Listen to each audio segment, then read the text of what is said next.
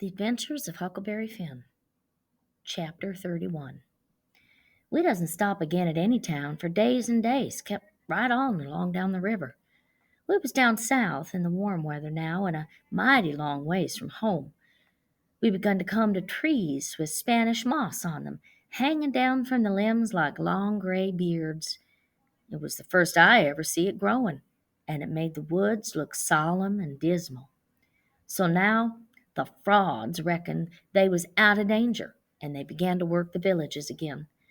First they done a lecture on temperance, but they didn't make enough for them to both get drunk on. Then in another village they started a dancing school, but they didn't know no more how to dance than a kangaroo does. So the first prance they made, the general public jumped in and pranced them out of town. Another time they tried to go to yellocution, but they didn't yellocute long till the audience got up and give them a solid good cussing and made them skip out. They tackled missionarying and mesmerizing and doctoring and telling fortunes and a little of everything, but they couldn't seem to have no luck. So at last they got just about dead broke and laid around the raft as she floated along, thinking and never saying nothing by the half a day at a time, and dreadful blue and desperate. And at last they took a change and began to lay their heads together in the wigwam and talk low and confidential 2 or 3 hours at a time. Jim and me got uneasy. We didn't like the look of it. We judged they was studying up some kind of worse deviltry than ever. We turned it over and over, and at last we made up our minds they was going to break into somebody's house or store or was going into the counterfeit money business or something. So then we was pretty scared and made up an agreement that we wouldn't have nothing in the world to do with such actions. And if we ever got the least show, we would give them the cold shake and clear out and leave them behind. Well, early one morning, we hid the raft in a good, safe place around 2 mile below a little bit of a shabby village named Pikesville, and the king, he went ashore and told us all to stay hid whilst he went up to town and smelt around to see if anybody had gotten any wind of the Royal Nonesuch there yet. House to rob, you mean, I says to myself, and when you get through robbing it, you'll come back here and wonder what has become of me and Jim and the raft. And you'll have to take it out in wondering. And he said if he weren't back by midday, the Duke and me would know it was all right and we was to come along. So we stayed where we was.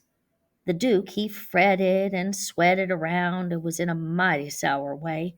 He scolded us for everything, and we couldn't seem to do nothing right. He found fault with every little thing. Something was a brewin', sure. I was good and glad when midday come and no king. We could have a change anyway, and maybe a chance for the change on top of it. So me and the Duke went up to the village and hunted around there for the king, and by we found him in the back room of a little doggery, very tight, and a lot of loafers and bully-ragging him for sport, and he a cussin' and a threatenin' with all his might, and so tight he couldn't walk and couldn't do nothing to them. The Duke, he began to abuse him for an old fool, and the king began to souse back, and the minute they was fairly at it, I lit out and shook the reefs out of my hind legs and spun down the river road like a deer, for I see our chance, and I made up my mind that it would be a long day before they would ever see me and Jim again.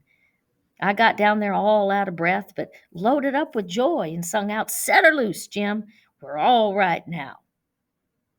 But there warn't no answer, and nobody come out of the wigwam. Jim was gone. I set up a shout, and then another one, and run this way and that in the woods, whooping and a screeching, but it warn't no use. Jim was gone. Then I sat down and cried. I couldn't help it, but I couldn't set still long. Pretty soon I went out on the road trying to think what I better do. I run across a boy walking and asked him if he'd seen a strange slave walking so and so. And he says, "Yes." "Whereabouts?" says I. "Down Silas Phelps's place, 2 mile below here." He's a runaway slave, and they've got him. Is you looking for him?" "You bet I ain't. I run across him in the woods about an hour or two ago. He said if I hollered, he'd cut out my livers and told me to lay down and stay where I was, and I'd done it. Been there ever since, afeared to come out." "Well," he says, "you needn't be afeared no more, because they've got him. He's off from down south somewheres." "It's a good job they got him." "Well, I reckon. There's $200 reward on him. It's like picking money out in the road." Yes, it is. And I could have had it if I'd have been big enough. I see him first." "Who nailed him?" "It was an old feller, a stranger, and he sold out his chance in him for $40 because he's got to go up the river and can't wait. Think of that now. You bet I'd wait if it was 7 year." "That's me every time," says I. "But maybe his chance ain't worth no more than that if he'll sell it so cheap. Maybe there's something ain't straight about it." "But it is, though, straight as a string. I see the handbill myself. It tells all about him to a dot, paints him like a picture, and tells the plantation he's from, below New Orleans. No sirree, Bob, they ain't no trouble about that speculation, you betcha. Say, give me a chaw tobacco, will you?" I don't have none."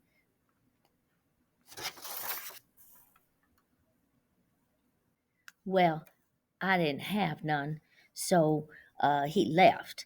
I went to the raft and sat down in the wigwam to think, but I couldn't come to nothing.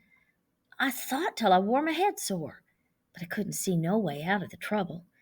After all this long journey, and after all we'd done for them scoundrels, here it was all come to nothing.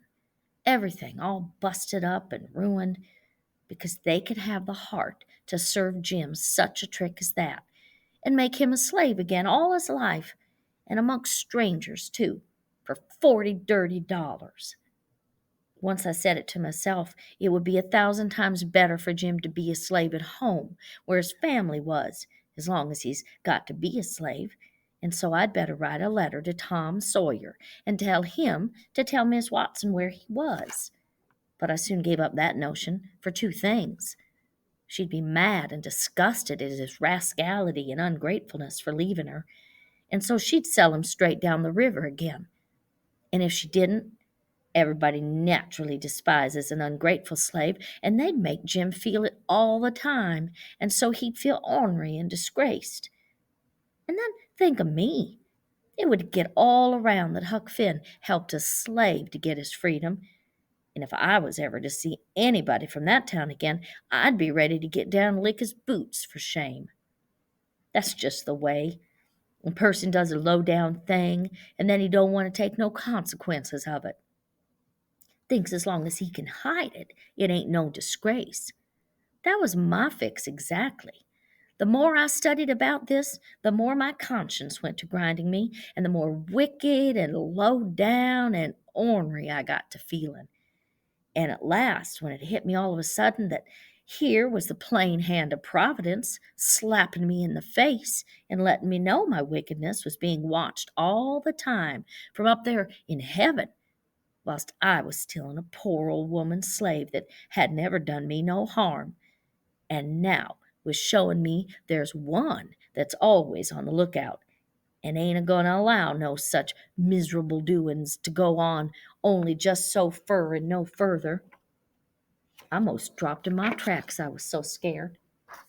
Well, I tried the best I could to kinder soften it up somehow for myself by saying I was brung up wicked and so I ain't weren't too much to blame, but something inside of me kept saying, there was the Sunday school, you could have gone to it, and if you'd done it, they'd have learnt you there that people that acts as I've been acting about that slave goes to everlasting fire. It made me shiver, and I about made up my mind to pray and see if I couldn't try to quit being the kind of boy I was and be better. So I kneeled down, but the words wouldn't come. Why wouldn't they? It warn't no use to try and hide it from him, nor from me neither. I knowed very well why they wouldn't come. It was because my heart weren't right. It was because I weren't square. It was because I was playing double. I was letting on to give up sin, but away inside of me, I was holding on to the biggest one of all. I was trying to make my mouth say I would do the right thing and the clean thing and go and write that slave's owner and tell where he was. But deep down in me, I knowed it was a lie, and he knowed it. You can't pray a lie. I found that out. So I was full of trouble, full as I could be, and didn't know what to do. At last I had an idea, and I says, I'll go and write the letter, and then see if I can pray. Why, it was astonishing the way I felt as light as a feather right straight off, and my troubles all gone.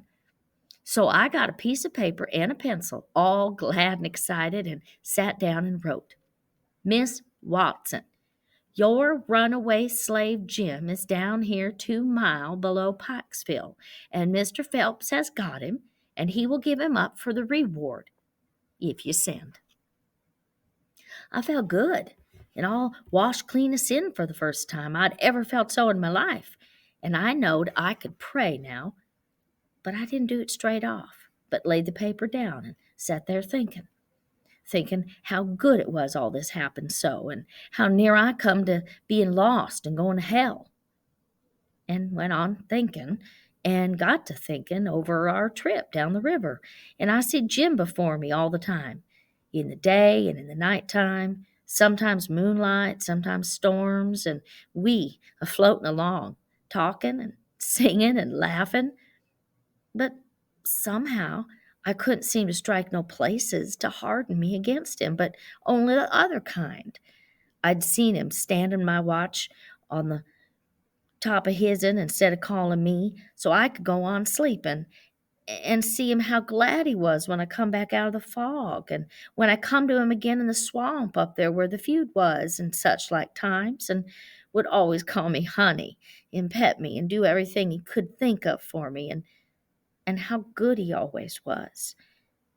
And at last I struck the time I saved him by telling the men we had smallpox aboard, and he was so grateful and said I was the best friend old Jim ever had in the world, and the only one he's got now. And then I happened to look around and see that paper. It was a close place. It was a close place. I took it up and held it in my hand. I was a trembling because I'd got to decide forever betwixt two things, and I knowed it.